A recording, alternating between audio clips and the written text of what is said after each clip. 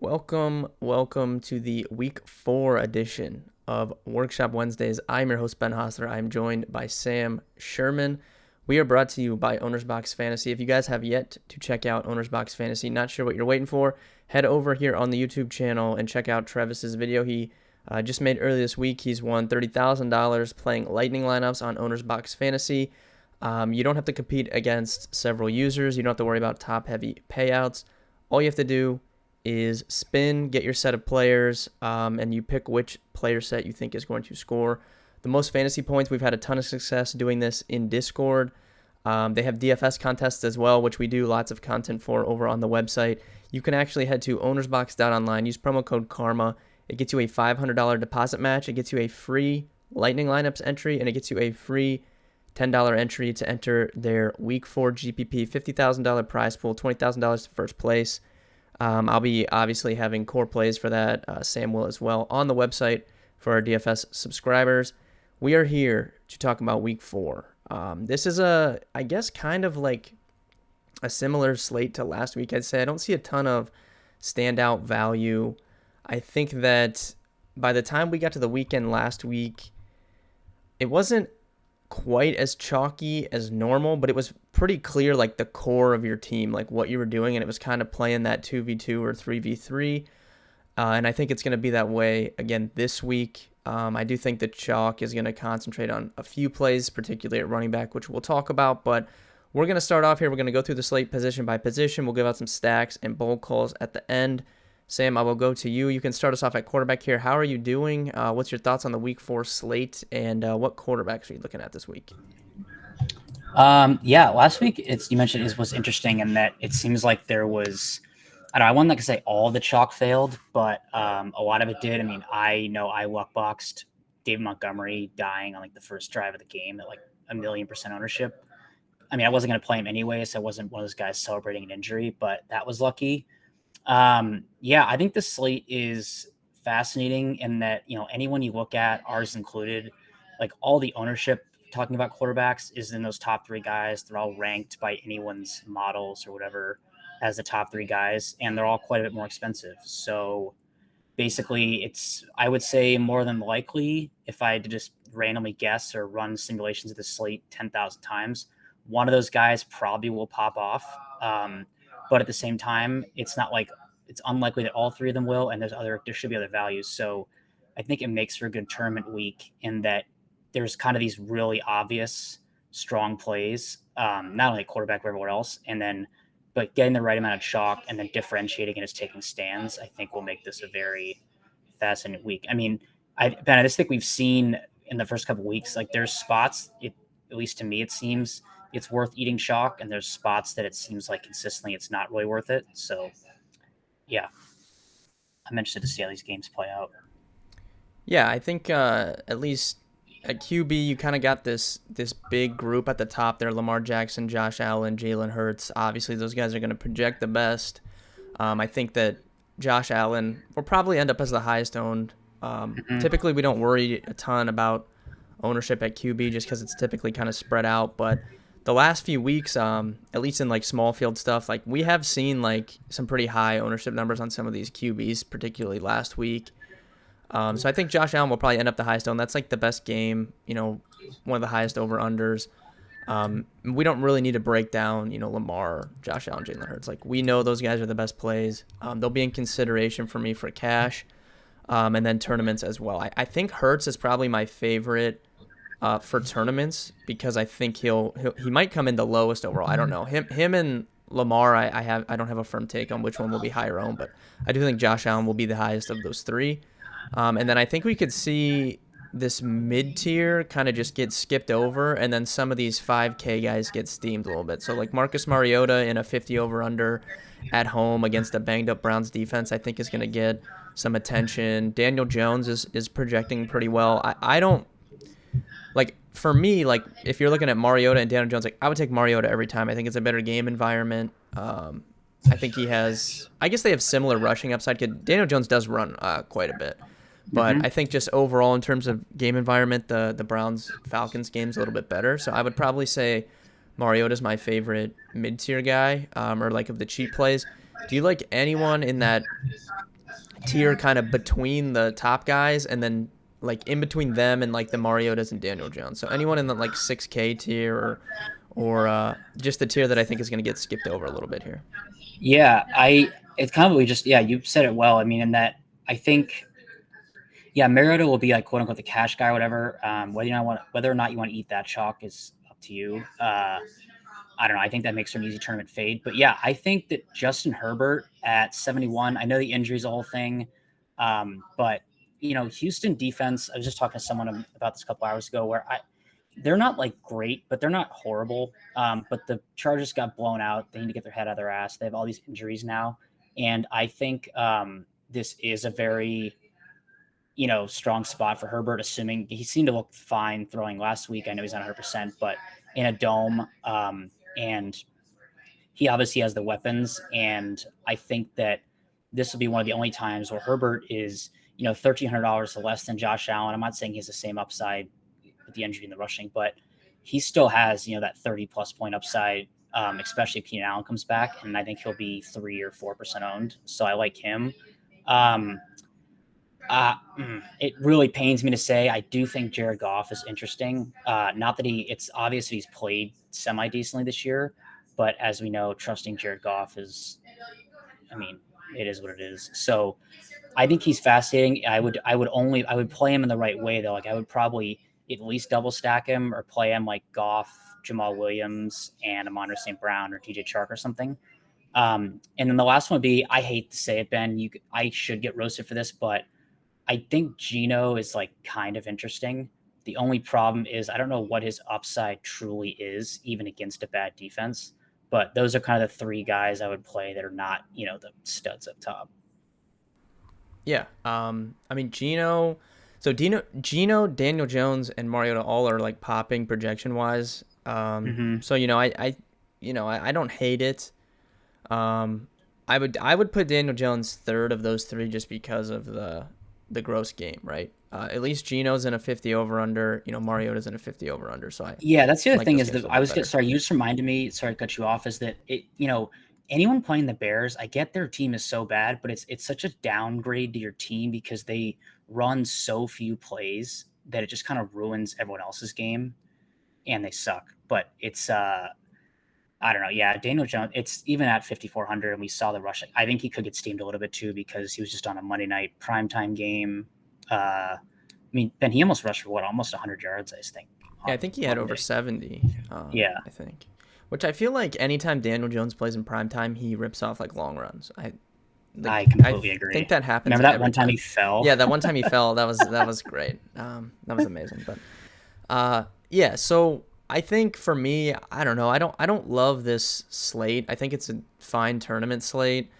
I like the Mariota play for tournaments because of the guys you can stack him with, and then you can play Nick Chubb on the opposite side, which I think is a good build. And then, like I said, I like Jalen Hurts a lot. I'm just gonna play. I'll probably just keep playing Jalen Hurts. No, but I would say the way I would approach quarterback this week, removing the top three guys is, like if you're playing, like I'm not saying I'm even doing this, but like say, the Jaguars have looked kind of decent. Trevor Lawrence looks kind of decent. Philly D has looked good, but it's been 3 games. So, like if Philly's this monster that everyone's obsessed with now, I mean, you assume the Jags could be throwing. Doug Peterson seems to know what he's doing, so you can play a lot of these guys at probably no ownership. Just make sure you're stacked. Don't play a naked Trevor Lawrence, Yeah, but it is a stack them up revenge twice. game. Doug It Peterson is a returning to revenge Philly. game. Oh my god! Yeah, we So gotta. Trevor Lawrence might be a cash play. Yeah. Ben, the only guy I was going to ask you about is just given their propensity to throw, shockingly enough, would you have any interest in Wentz, even if he's like 1% owned? Yeah. I'll probably pass. I think the Dallas D is no joke. Yeah, I think Dallas D's good. I just like. I do like Mariota in that tier, and I know like he might be Mm-hmm. owned, but I like if there is someone I like in that tier, I'm just gonna side with that person more than Yeah. not. Two guys before we move on to running back, because I think it's straightforward from like a QB position this week, like pretty straightforward. But two guys that have kind of lost the appeal of the public are one Kyler Murray and two Russell Wilson. So do you have any interest in either of those two guys? Because I mean, before week one, these are guys that we for sure would have been talking about here, and now it's like I don't think they'll be owned. Like, people don't want to play them. People don't like to play them. Kyler in Um, particular, just because yeah, he hasn't been running, but we know that he can. yeah, it's just hard because like I don't know, I've seen people say this on Twitter, and I couldn't agree more. I think that Kingsbury is like the fakest sharp coach ever. I think he's a terrible coach, and so I just don't know what Kyler's upside is with this bad play calling. But we know what he can do. He just feels really. It's like if I'm spending that much, I'd rather just probably play Herbert or go up to Hurts. I have an affection for Russell Wilson, so I probably might play him. I mean, at some point, I mean, he's not. I'm not ready to say Russell is dust and the Raiders stink. And you know, I don't know. I think Russ is kind of interesting. I would probably only play him in like a full, like I said, like a double stack thing. But he's definitely not. He's probably like my fifth favorite or sixth favorite, not close to the top.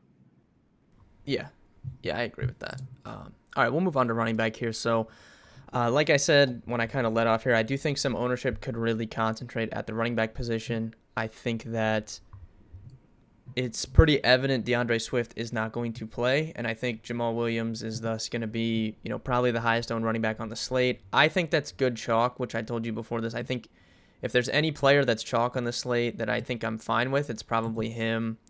Mm-hmm. He already had a really good red zone role, even with Swift playing. He's healthy. It's a good game environment. Obviously, the team trusts him.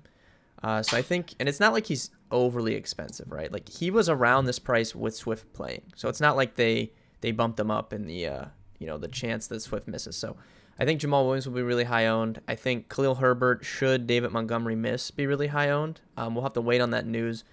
I think it's 50-50 whether Montgomery plays or not. If he doesn't, everyone will be starting their cash lineups with Jamal Williams and Khalil Herbert. Like, it's no secret. Mm-hmm. If Montgomery does play, I think people will shift to Josh Jacobs in that mid 5K tier. I think Saquon Barkley will be high owned. So that's kind of like where I see the chalk going. I like Nick Chubb a lot for tournaments. Like, he's like my favorite running back play this week, I think, and I don't think anyone's gonna play him. Like, he's not even projecting really well.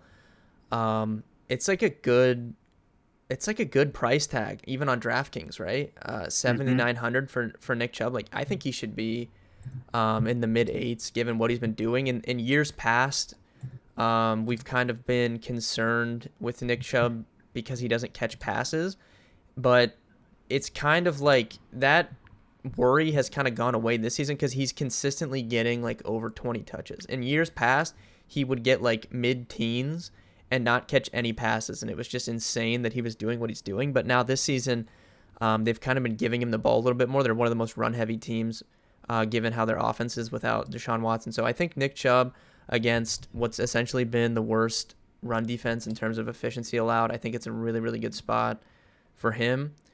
And then there's some other guys I like. My overall strategy, what's your thoughts on this? My overall strategy the last few weeks has kind of been that running back.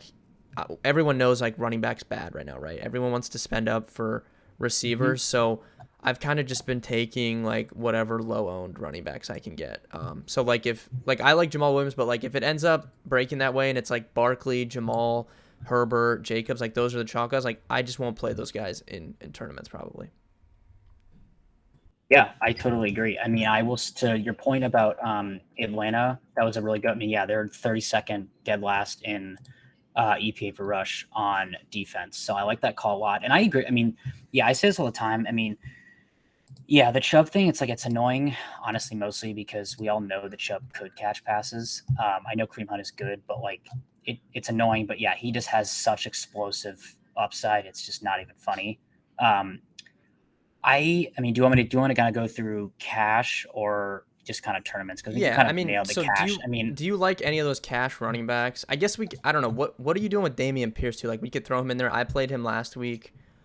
God, Um, I got off him last week thinking he's going to be yeah, way more chalky, and it burned. I mean, he I should wasn't have got as high as I thought. Well, I mean, when David no. Montgomery's like 80%, That was that kind absurd. of that kind In of what takes world is that a good play? some ownership away. But I think Damian Pierce is in another good spot. It's clear, similar to a Nick Chubb, like he's not going to catch any passes. Like they're still using Rex Burkhead as the pass Mm-hmm. catching back, but I mean he has clearly taken a commanding role. I think that Houston's defense is not terrible, so it could be a close game. And the Chargers are always a team that we're willing to attack with running backs. I mean, I had a lot of James Robinson last week in tournaments. So, what's your thoughts on Yeah, Pierce and like the other chalky like running backs? yeah. I mean, if he's going to be under 15, so I will say I find it very intriguing. I guess I'll talk about both of them. Jamal Williams has the most carries, which this is just gross to even say, has the most like total carries inside the 20 with 11 and 85% of his teams. Damian Pierce has 10 and 91% of his team's red zone attempts. If you move that to inside the 10, Jamal Williams has 8 carries and 90%. Damian Pierce has almost 90% as well. So I think those guys, especially Jamal Williams, like it's hard to say someone is quote unquote good chalk and he's going to be probably 25% owned. But I think with the usage and the scoring environment and everything else, I actually am fine with that. Damian Pierce, as long as he doesn't get steamed, I'm fine with. Josh Jacobs, there's like literally a 0% chance I'd play him. Khalil Herbert, like you said, I'm hesitant just because I don't trust the Bears to, like use a bell cow or only that. But I mean, it's tough because Khalil Herbert, even like throughout the season, I mean, including last week, I mean, he's gotten like a lot of the carries inside the 5, inside the 10, all this other stuff. So I don't know. I can't play everyone. I would much rather play Jamal Williams. He's only $40 more. Um, in if I go to the top, Chubb is a great play. Obviously, I'm going to play Christian McCaffrey. I don't even care. I don't care that he keeps burning me. Then what I want your take on is two guys. I had a good feeling last week about him, and that was so wrong. Austin Eckler. And then, do you have any interest in Jonathan Taylor? Because Yeah, so I was gonna ask you about like the spend up guys. yeah, So I said on the cash process, I was like, if I'm spending over 8K on a back, I would pick Barkley. And I mean, the early it's ownership fair. projections have Yeah. reflected that, right? Like he's gonna be the highest owned. So Hmm. again, I'm not sure if I personally, because I play like 3 to 4 to 5 teams, right? So Yep. Me too. I'm not sure if I'll end up on any of these spend up guys other than Nick Chubb at 79. If I was gonna pick one of them, I do think I'll play Barkley. I do think I'll end up on yeah, I Barkley. could I could play Barkley in cash. I have no idea. I haven't built any teams. If he's gonna Yeah. be chalk, whatever. It's kind of hard not to. But if I was gonna pick one, it would probably be JT because Hmm. I mean, McCaffrey has basically been McCaffrey outside of they're just not throwing him the ball as much as they should because they're just not running that many plays because their offense is bad. Whereas like JT has pretty much been JT. He just hasn't scored any touchdowns, which is kind of to be expected after he scored so many last year. I Yeah. mean, I think that And dude, remember this this happened Tennessee, last year. I exactly. think I was last gonna year he say. didn't have many touchdowns through like the first 4 weeks, and then he just went on an absolute tear. Yeah, So wasn't he on? He was on some streak with like breaking every record, and then hadn't scored until week like yeah, whatever. I mean, dude, this yeah, Tennessee defense is so bad, and their red zone defense is like somehow even worse than bad.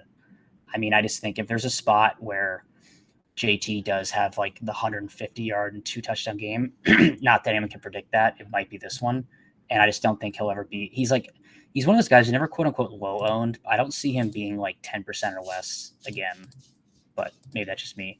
With yeah. Eckler, I said it last week. I'll just repeat it. The weighted opportunities, I think, is just they're there. Like the opportunities are there. Last week was just such a bizarre game. Like I don't even know what that game was. I mean, the Jags dominated. No, not taking credit away from them, but that was a bizarre game.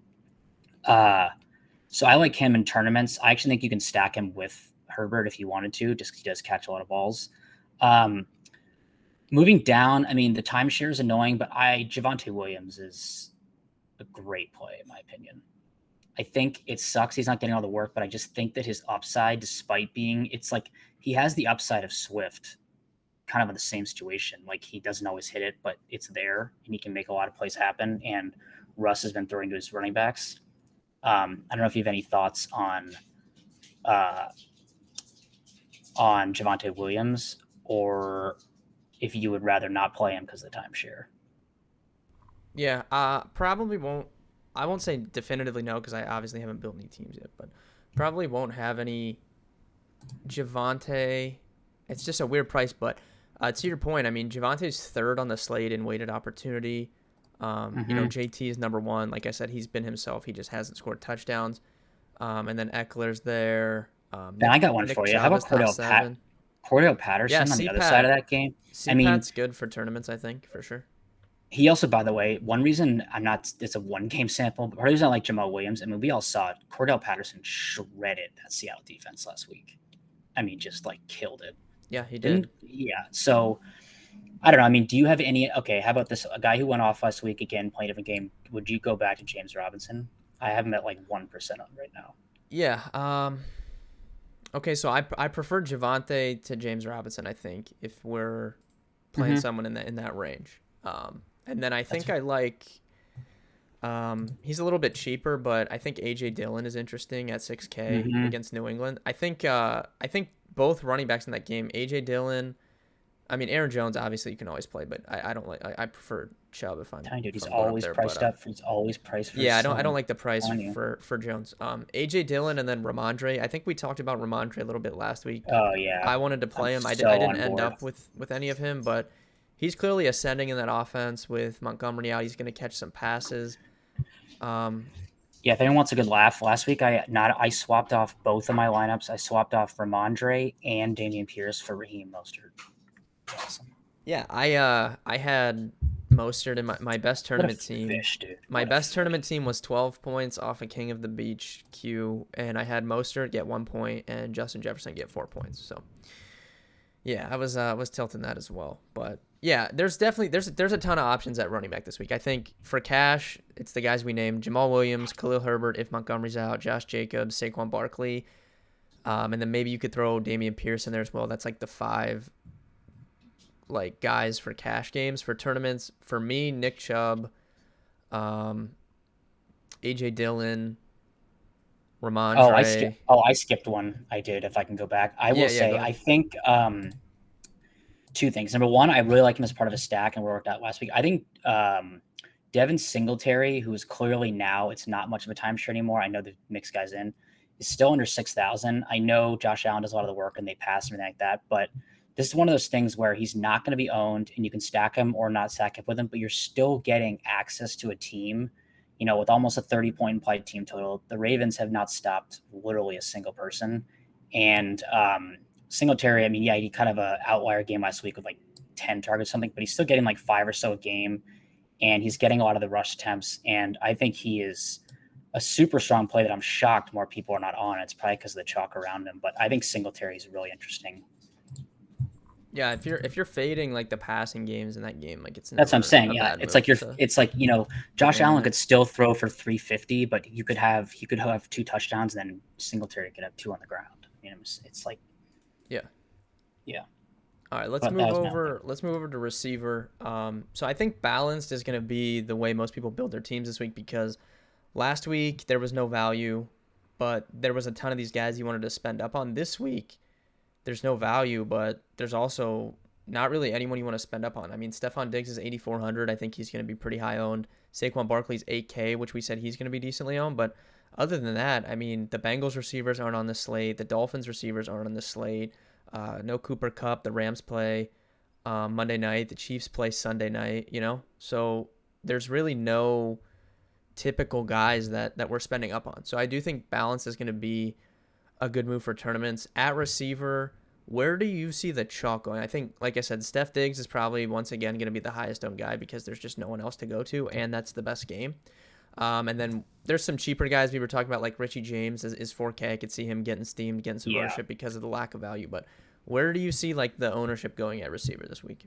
So I just updated before we went on here the projections that I run behind, and I basically see that with Diggs. I see CeeDee Lamb getting steamed a lot, which I guess makes sense. Everyone saw him on primetime. And then I basically have like a cluster of chalk that are all like within this 15 to 18, 19, 20 range of Drake London, Deontay Johnson, Tyler Lockett, Brandon Cooks.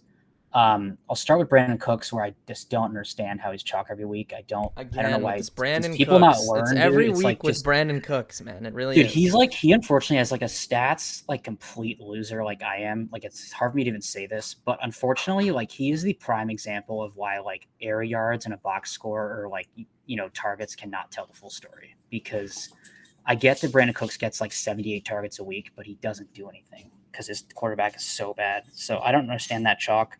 I like Tyler Lockett. I don't like him at this ownership.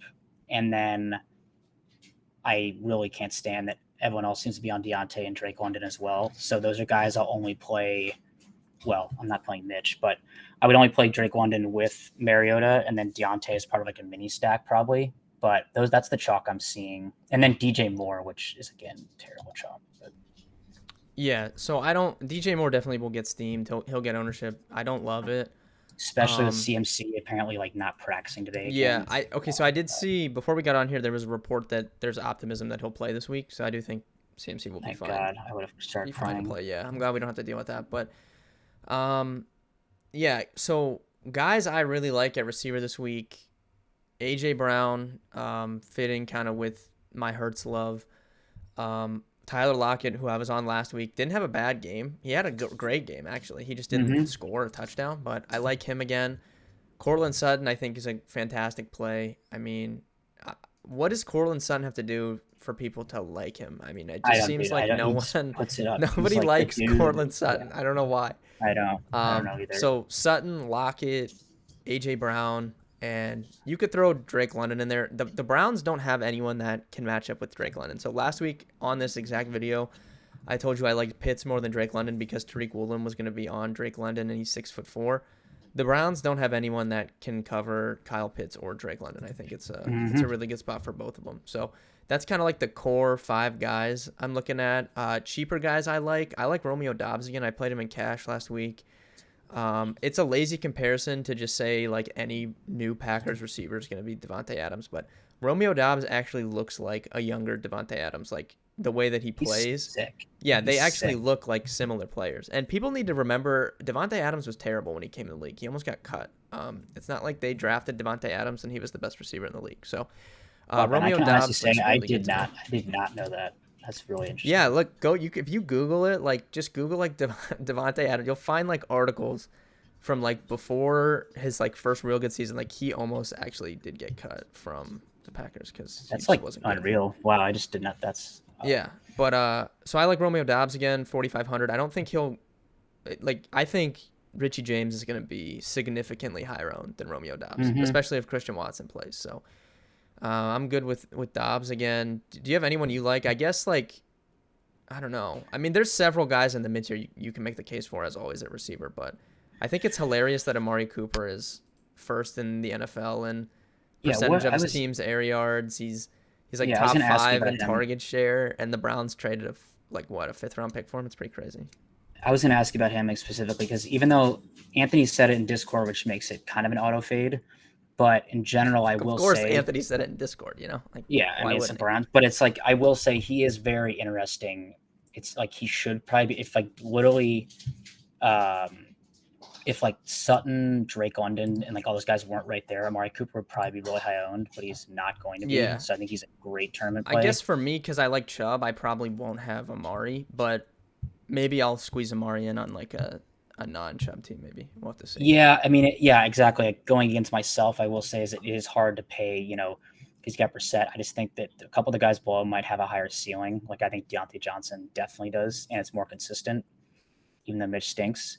I wanted to ask you, before I get into like the lower tier guys, like all the losers that I normally like, I think it is really interesting that not only did Devonta Smith explode last week, but his price like barely went up, and now no one's playing him.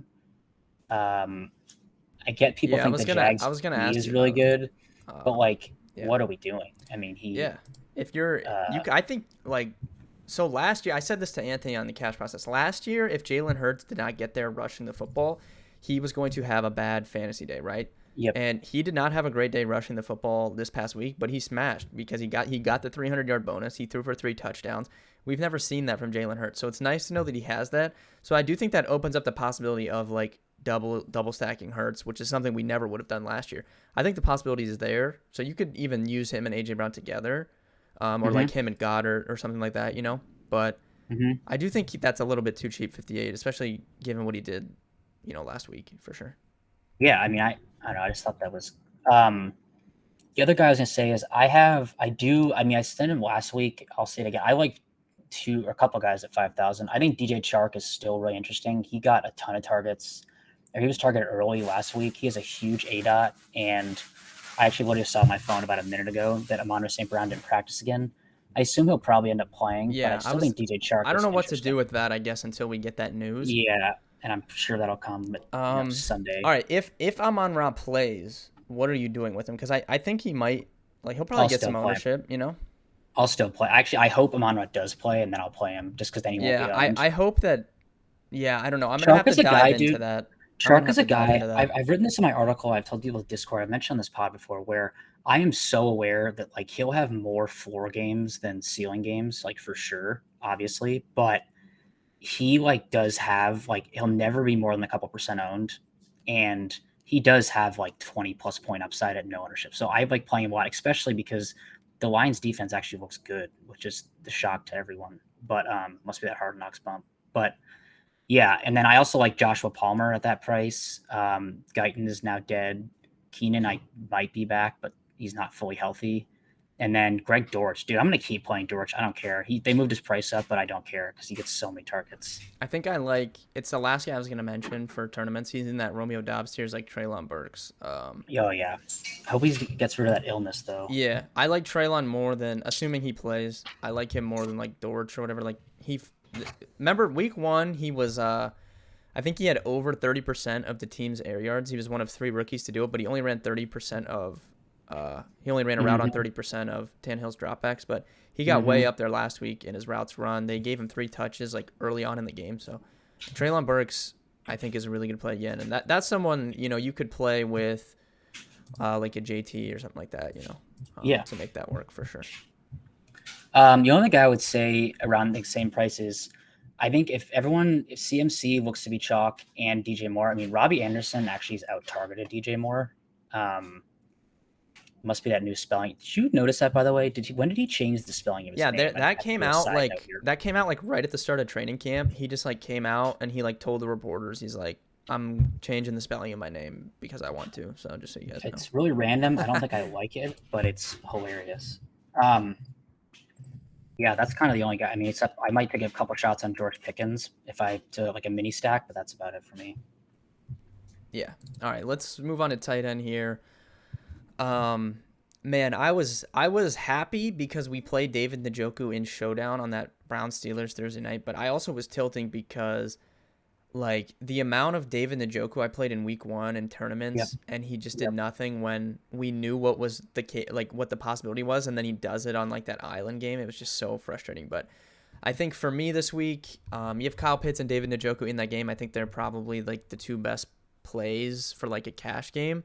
Lean would be towards Njoku, obviously, because he's a little bit cheaper. I never really have 5K for a tight end in cash, but I think that's probably the 2 best plays. I mean, Mark Andrews, how can we argue like what he's doing? Obviously, it's, he fits. He's like the only tight end that's been scoring like really, really high points.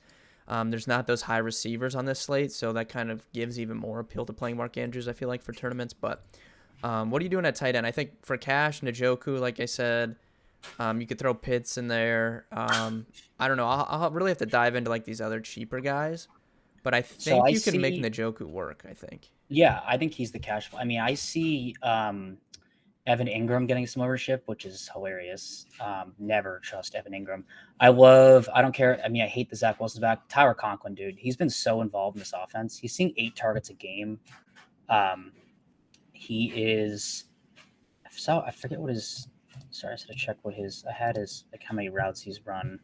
I just think Conklin is a super interesting piece in a game where, yeah, the Pittsburgh D is good, but they should be playing catch. Yeah, dude, Tyler Conklin has actually run more routes than like any other tight end. And now that's a little Yeah, biased because he's they played way these up. like a ton of He games. is I mean, way it's up there. crazy. I mean, he's runs in like 86% of his routes. So I think he's interesting and nothing else to like, pair with like Deontay Johnson or Najee Harris or George Pickens, something like that. So I think Conklin's really interesting. And I also like, what was I just going to talk? Oh, per kind of what I was talking about my Herbert stack, I think Gerald Everett is interesting. I kind of like stacking him. It's a different one than going to wide receivers, and he's not that expensive. And it'll get you off chalk with Pat Frymuth and Hawkinson. Yeah, I was, Hawkinson in particular, like if Amon Ra misses, like he could really get steamed. yeah, Like he'll be yeah. really, really chalky if Amon Ra doesn't play. After Ertz was kind of chalky last week and he sucks, but now it's like he's so many targets. Should we be playing Ertz? I mean, this dude is like so I bad. don't mind him. I don't mind him for tournaments. If you're, the problem for me is like Carolina's so bad. I mean, Dude, Carolina I was reading is this yesterday. so bad that like it makes me not want to play like against them either. You know what I'm saying? It's like the Chicago Bears effect. Like they play so slow right now and like they don't Yeah. run like any plays that it affects like the opposite side. But it's an interesting dynamic between like Carolina, who has run like no plays, and then like Arizona, who typically runs a lot of plays. You know, so it's like it'll be Well, dude, interesting to see like what I was wins out. checking yesterday just red zone like receiving, and of anyone, Zach Ertz is like it's Devontae, Garrett Wilson 10-9, and then Ertz at 8 targets in the red zone. Like 40% of his team's targets in the red zone have gone to Zach Ertz, which it's probably why they're losing. But I Yeah. mean, the usage and the opportunity is there. It just the problem is like he has no like explosive play upside, so it's like he kind of has to score, and he's 4,700. So I don't know. Yep. It's a tough one.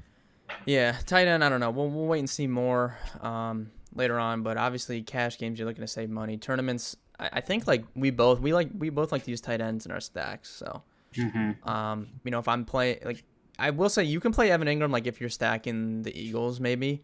But if you don't want to get Yeah. because Christian Kirk's 66, so if you don't want to get all the way to Christian Kirk, you could use Evan Ingram or something like that. But Mm-hmm. yeah, I will say I just saw the news from the Browns Falcons CPAT no practice on Thursday. David Njoku no practice on Thursday. So we'll know more on Friday. But for in the off chance that you're watching this and then like Njoku gets like ruled out or something, Harrison Bryant would Mm-hmm. step in. He's 2,900. I'm sure he'd be pretty high owned. CPAT, I don't know what to make of that. I mean, they have like Tyler Algier and like some other guys, but we would have to check projections and stuff. I haven't really seen anything on CPAT, so I'm assuming he'll like practice Friday and be fine, but he did not practice today, so just worth monitoring. All right, Sam. Now that we've gone through the positions, what are your favorite stacks slash like stacks that you think you'll be building around in like your main couple teams this week? Yeah. So I think uh, stacking. Okay, I think everyone wants to stack the Bills Ravens game. Obviously, I think people, if they haven't done it already, will see how difficult that really is. If you want to go even something like Allen, Diggs, Andrews, that really takes up 48% of your total salary, and that's 3 dudes. So you have to find different ways. A couple of my favorite ones, a chalkier one that I do like is I mentioned earlier in the pod was going Josh Allen, Singletary, and then you know Diggs is the dude, and he burned me last week. This guy, but I mean, I might consider going like Gabe Davis, Singletary instead of Diggs, Singletary. The savings, the ownership, and I'm still, Gabe Davis. Maybe he's not fully healthy or something. I don't know about it, but like we've seen the upside. I mean, what did he go? What did he go for in that game last year? Like 300 points or something. So I think that's an interesting way to get access to that Bills game, and then it's tough because I actually think there's a chance that the Bills could just barnstorm them and that Ravens might be overrated. And I know Lamar's like 6, so the run back, I would only run it back with someone like Mark Andrews just because I don't really trust anyone else in the team. Uh, and then I guess a lower end stack that I do think is interesting is going Russell Wilson, Javonte Williams, Cortland Sutton. That's going to cost you as compared to the other one. That's 37% of your salary cap. It won't be owned. And those two combined for just under 50% of the target share. So, Russ has looked not great. He could fail. You could, I guess, potentially, not guess, you could definitely do like a Javonte Sutton and then, have one Raiders guy on the other side as kind of a mini stack of the quarterback. But I do think that's an interesting upside stack. And the other one I'd say is a cheap one. If you wanted to go like Geno, Lockett, DJ Chark, that's uber cheap and that has upside, but obviously carries a ton of risk as well. Yeah, for me, no idea what I'll be doing in cash right now. Obviously, you guys can read my article on Yeah. Friday. Check final thoughts this weekend. If you're core play subscribers, you can see what I'll be doing in cash on Sunday. But I think for tournaments right now, Hurts, I really like again. I'll have Hurts on probably my main tournament team or one of my main tournament teams. I like Mariota in that Cleveland game, the Mariota with London, Pitts, and then Chubb on the other side. And then I can't believe I'm saying it. Typically not the type of guy I play at all, especially on a slate like this with Lamar and Josh Allen and Jalen Hurts, but obviously not my main tournament team. But I do think that there's value in Jared Goff. I think he'll be lower owned than Mariota. I think he'll be lower owned than like a Geno maybe in the same game. The Lions have the third highest team total on this slate. It's basically essentially the same team total as the Eagles. They're at home. Jared Goff's always been good in that dome there. And that one is contingent on Amon-Ra playing though. I will say that. Like if Amon-Ra is out, that might take that away from me. And then I guess I haven't played Lamar. I'll have to consider it, I guess. I mean, the guy just keeps putting up 40 plus DK points. Like he just doesn't care, He will definitely be the lowest of those top three. I would say. Yeah, if that happens again, I'm gonna have to strongly considering just give me the Lamar Andrews on one of my 4 or 5 teams. Yeah, I mean, I could see Allen being like 15, Hurts like 10 to 12, and Lamar like 5, something like that. Yeah, for sure. So that's like the stacks I'm looking at right now.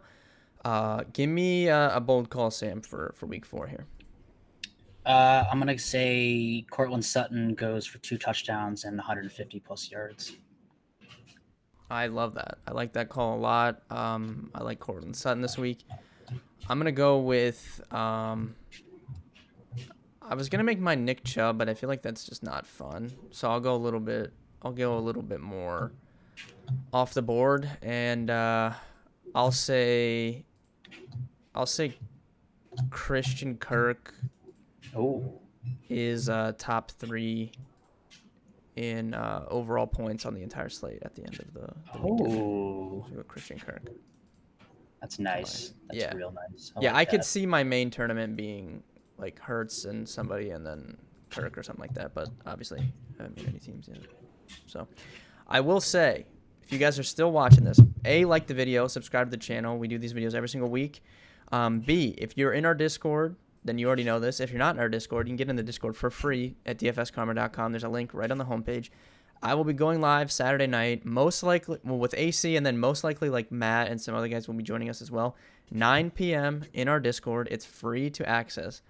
I'll be going live in the voice channel with AC and these guys. Like, we're going to be talking about our tournament builds. Like, I'll probably build a lineup in there. We'll talk about some prop stuff. That's free. Come in the Discord, 9 p.m. Saturday night. We'll be doing that. But thank you guys for watching, and we'll see you guys in week 5.